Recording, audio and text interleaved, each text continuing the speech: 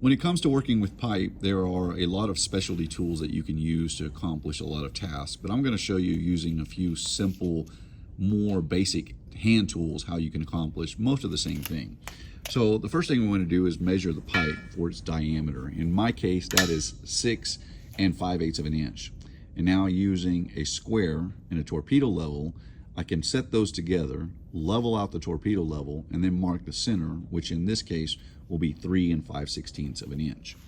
Now, once I've done that, you can take either angle iron, or in my case, I'm going to use a kind of a lightweight channel iron. And what that does is the two legs of those types of materials will self-center on that pipe, allowing you to transfer that line from one side of the pipe to the other, depending on how long you need to run it. If it's a very long pipe, you'll want to accomplish the same thing on both sides, and then maybe use a chalk line to line the mark up. The next thing that we're going to be doing is using a very cost-effective tool. In my case, we're going to make our own wraparound using drywall seam tape. So we want to take the tape around the pipe and then make sure that it's taut, and then mark our circumference. Once we have that circumference marked, then we can use our square up on that mark and scribe a small line so that we can cut it. Now you can cut this using scissors, you can cut it using, in my case, I'm going to be using a utility blade. You just want to take your time and make sure that you get that as perfect as you can, and that will help your layout process.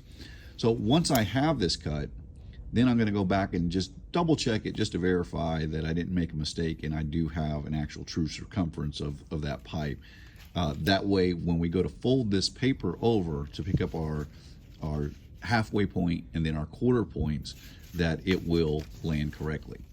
So now that I've checked it, we're going to double the tape over, make sure that you line it up perfectly, and then double it over at the halfway point, and then we'll do that one more time. And then when we unfold it, those lines will land on the quarter sections of the pipe.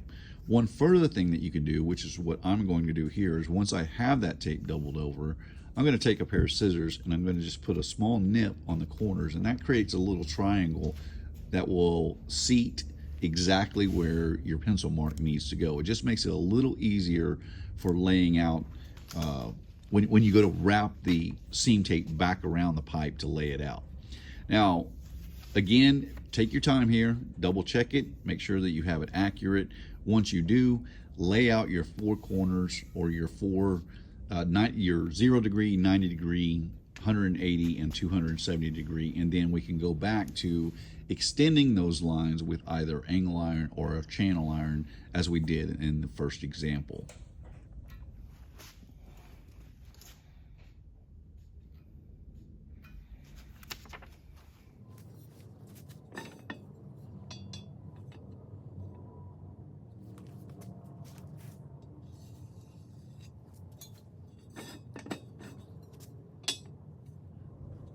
Now, once I have finished laying these marks out to extend them to the other side of the pipe, I'm going to flip the pipe around, check my seam tape again, and as you can see, this landed pretty accurately. And for my purposes, I'm going to be making a stand out of this, and I want it to line up with a plate that I'm going to use.